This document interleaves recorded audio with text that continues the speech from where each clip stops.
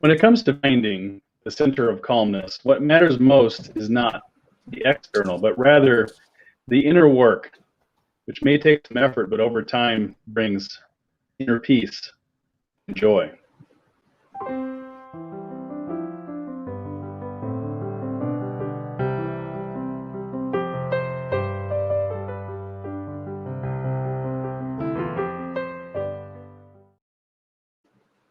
Good evening, everyone, and welcome to another episode of the Center of Calmness. Tonight, we are blessed to have Joy Lin with us. Welcome, Joy. Thank you, DK. Really glad to be here. So excited to have you on the show today. You're calling in from Malaysia, correct? Yes, that's correct. And how are things in Malaysia with you? It's great. Mostly very humid because it's a hot tropical country. Yes, indeed. Are you still feeling much impact from the pandemic, the COVID-19, or any of the economic impacts? Definitely. I think everyone's feeling the pinch. And in fact, there is a spike recently. So, yeah, I think everybody's back home in kind of still in lockdown mode. I see. Yes, here in Houston, Texas, in the U.S., it's very similar. I think we're condition red.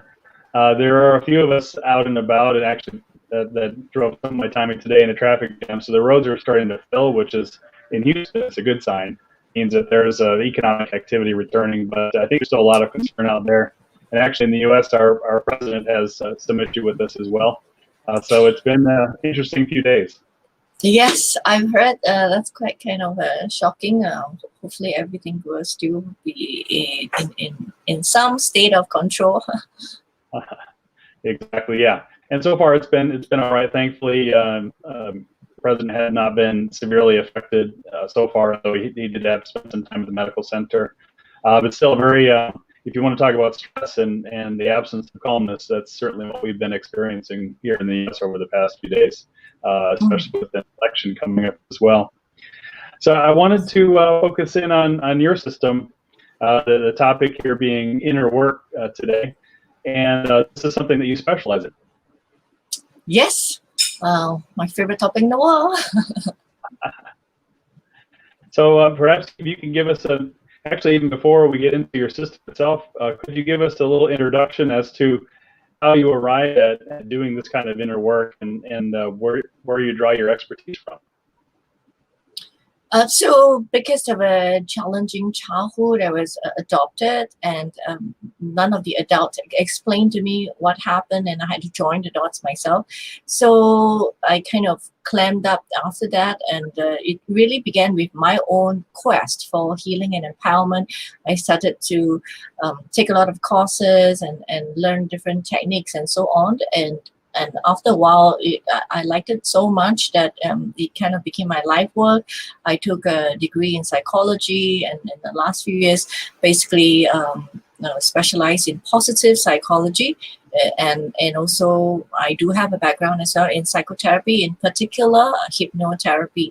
So I think that I believe in whole brain healing, meaning that why just work with your conscious mind, which is just like 10% when you can work with your whole brain. So I'm pretty passionate about helping people to empower themselves using their whole brain, tapping on the potential of your subconscious mind as well in your personal healing and empowerment journey.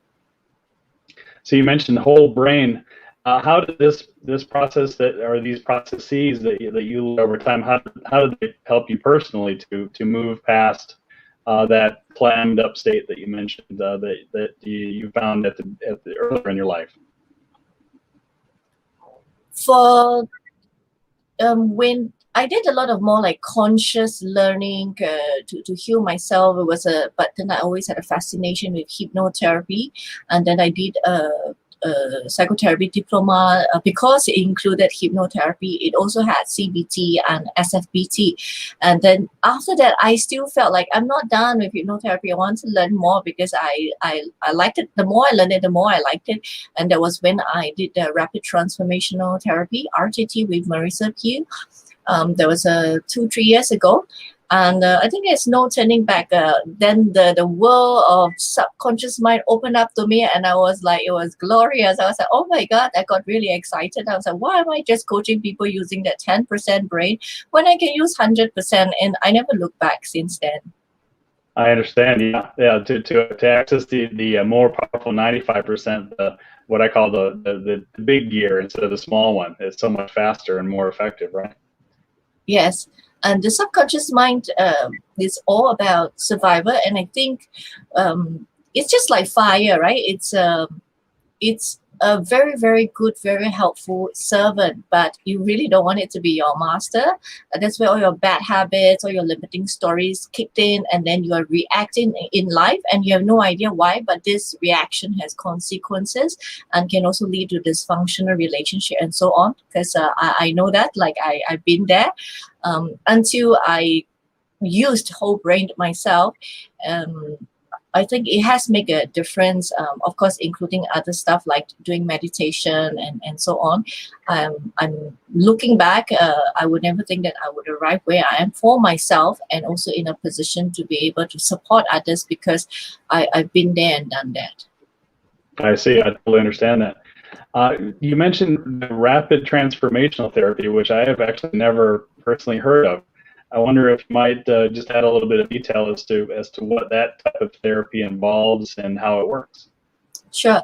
So rapid transformational therapy, as the name implies, the goal is to help clients achieve rapid results. And the RTT is created by Marisa Pew, and she's considered like the #1 UK therapist. And she basically has spent the last 20 over years coaching CEOs, Olympic athletes, superstars, Oscar winners, supporting them to work through their issues. And she came up with this methodology that the basic is hypnotherapy, but she included her own methods, other psychotherapeutic techniques inside, NLP, positive psychology, to create like it's kind of like most people consider like the upgraded version of hypnotherapy. So it has its own structure, and it's actually also I learned about it because of Mind Valley, and that was like 2-3 years ago. So go check it out. Like lots of people know about Marisa Pew because of Mind Valley. Oh yeah, I've heard Mind Valley, and I've been on that side. I have not taken any courses there, but that sounds pretty awesome and a very accessible way to learn more about RTT. So just to provide a summary point around that, I wanted just to ask what makes it faster, and how much faster is it than traditional hypnotherapy? Well, in my opinion, firstly, it's faster because she reduced the time it takes to what we call induction, bringing you down to the state that we want you to be in. Typically, it takes longer, like 20 to 30 minutes. That's probably like half the hypno session is already gone. That was one of the reasons why I like RTT, because I'm impatient myself, and I'm like, oh, this works for you, and I have to spend a half an hour trying to get you to go deeper. She doesn't believe in that. She thinks that you don't have to go to a very deep state in order to achieve results. So so that kind of that aspect saves time. And second, because she, based on her experience, she combined hypno with other modality that works for her. And thirdly is, I think there are some aspect and some techniques there that is kind of provocative, that is meant to provoke you. In a typical hypnotherapy or psychotherapy modality, normally you don't have that because you're meant to be nurturing and you're meant to be acknowledging. But she does a little bit of more like a provocative strategy, provoking you to react, provoking you to think differently. And in NLP, we call it breaking your state. So I think these are the various reasons why she's able to achieve results rapidly.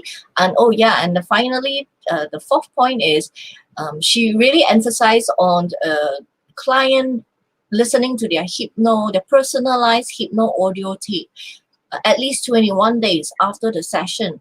And this is something typically is not insisted upon in a typical hypnotherapy session nowadays, either optional or it's a separate from your session. But for her, the session, the process is not complete until you listen to your audio tape for at least 21 days. So I think that makes a difference, because it's like the hypnotherapy session just barely scrape the surface of what's going on. You do need to wire in, right, new neural pathway, instructing your subconscious mind to think differently now so that you can have a different outcome. So in my opinion, yes, the 21 days of listening to your personalized audio tape plays a very vital role in rapid achievement of your desired outcome. Interesting.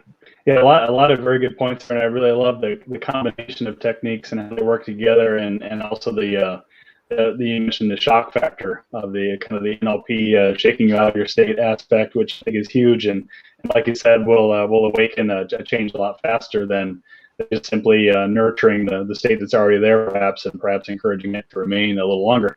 So just so I understand the sequence. It's one therapy session, and then you pull away a tape from that, and you listen to that tape for another 21 days after just one session? Yes, but different RTT therapies probably have their own method. How long it takes, it's very contextual and case by case, depending on how serious, how severe your challenge is. And just like any other hypnotherapy session, it also depends on other factors like how ready are you to make the change, right? Just like any other coaching and therapy session. Also, like how much do you really believe in hypnotherapy? If you're coming in to explore and you're skeptical, naturally it's not going to be as effective as someone else who's totally in for the whole thing and have faith in the process. I think like faith plays a very big difference in the result. Oh, completely, right? The faith can completely block the process if your belief system is wired or set against it, right? It becomes a shield Yes. against the progress, right? So if you have, sometimes you can have strange clients that's like, I'm just here to prove a point, make a point. That is not so effective, because we're here for healing work. But if you're here just to prove that hypnotherapy doesn't work for me, or some strange purpose, then of course it's going to be a self-fulfilling prophecy. It's not going to work for you. Yeah, absolutely, right? Because the mind is so powerful. For Yes. the clients that you work with, I would expect that you run into several clients that need to make that shift before they can really engage in the RTT. Do you have a process that you take people through to open them up to the possibility of change and open them up to the process? To be honest, that's not my job. That's the client's job. Okay. We do have already like a pre-interview where we have a short chat where I need to understand what is your objective and a little bit background around the challenge or your goal. And from there, I can already sense, like, is the client genuine, and how motivated is the client. These are all the things that I need to assess as well, whether I want to take you in as a client. If you're like, I'm not sure, and I see you're like, I would like to have go, but it doesn't have any sense of urgency or a real level of importance, then I might not take the case either, because it takes two to tango. If you're just here to like, it would be good if this happened, then we're not working with Eve here. We really want to make it happen. So I think during the pre-interview is where everyone has a chance to assess whether it's a good fit, because a fit is really important. Absolutely, and having that motivation gives you the launch pad, right, to get started and allow the client to enter into your process. Now, I did want to ask as well, because you have a specific method of your own, right, that we should talk about as well. You mentioned, I think it was called the SHE. Yes, the She pathway.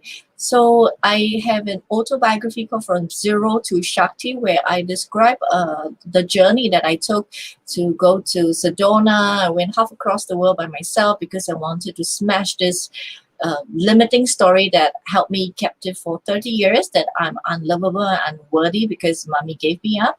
And when I did my life coaching certification, that was when I got a shock. I realized that all my achievements was actually motivated by this limiting stories. I was trying to use my achievement to show the world that I'm visible, I'm worth something, and I decided that that's not how I want to continue living my life. So I did the warrior goddess training with Hida Eshamara, and part of the training was to go to the desert and do a fire walk. So I went half across the world by myself and did a fire walk in the desert with like 30 over women that I have never met before. So it was quite an incredible journey. I consider it my personal pilgrimage, and I came back, wrote down a journal, a very important journey, and somehow it became a book.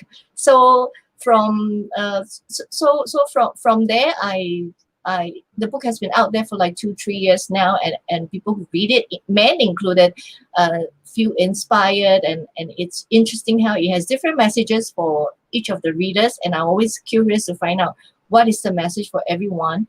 And then I realized that this book is not really my book because everyone can relate to it. I realized it's everybody's book. Then it occurred to me that I'm not satisfied, that it's inspirational for people. You finish reading it, also inspiring, you put down the book, you continue your life, and nothing changed. So I felt I need to attempt to do take the next step and see if I can provoke people into taking action, so that it's not just inspirational, but you start applying it in your life. So then it occurred to me that people might not know how. They might be inspired, but they don't know where to go from here. So that was when I realized that I need to write another book, and it's going to be like a book that you can self-coach, a book that have a useful framework that you can apply for yourself, to do your own journey of healing and empowerment, to do your version of fire walk, however it looks like for you. So that gave birth to the idea of writing the book She Pathway, and also making it into a coaching program. So all of this is, I'm in the midst of it. I'm really excited. There is also a more fun version of it, which is a collaboration with a girlfriend. She's a confidence coach for women, and we call that program She's Strong and Sassy. So it is the same She Pathway program, but it includes elements from her expertise, because she supported herself through her own challenges by learning makeup, deportment, skincare, and things like that. And she kind of applied in her own coaching practice. And we're bringing all those fun elements together with the She Pathway to create the She's Strong and Sassy program. So lots going on, and really excited about it. Oh, it sounds super exciting, and having the collaborative development like that just produces something that much more powerful. Are you coaching anyone now, even though your book is not out yet, the new one about the She Pathway? Are you coaching any clients now through the process? We are not doing it at the moment because I'm still gathering my thoughts. However, the intention is to start a pilot program soon. So I'm really excited about that, doing that pilot program. So in a way, I'm not the only one writing the book. Like, people who is participating in the pilot program is helping me and writing the book together with me, right, based on the feedback. So that the book is not just theoretical, like it has been used by other women, and they have given me feedback. So I wanted a book like written by not just myself, but with other women as well. Absolutely, and that in my experience would make that even more powerful to have.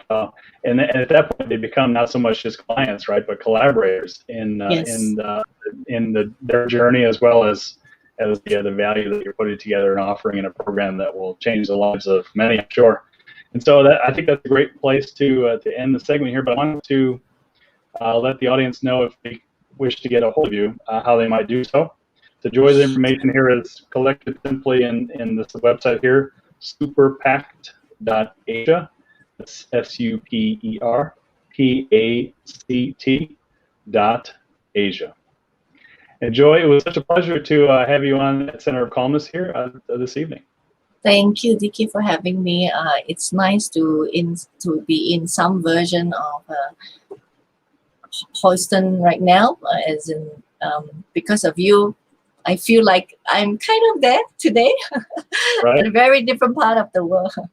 Yeah, absolutely. And I feel like I've joined you in Malaysia as well, and I appreciate it greatly as well. I feel that sense of interconnection. It's totally awesome. So yes, the power of technology. Yeah, absolutely. It brings us closer together, especially in forums like this, and also with their audience as well. So I look forward to keeping up with you and hearing specifically of how your program goes and the upcoming launch. Thank you for having me, and thank you for this excellent avenue for people to come and share what they do. I think it's an awesome platform. So awesome, and thank you for the work that you do as well. Thank you for joining. We will keep this going and help as many as we can find their way to the center of calmness. Yes, indeed. And your winner. Thank you very much. Thank you.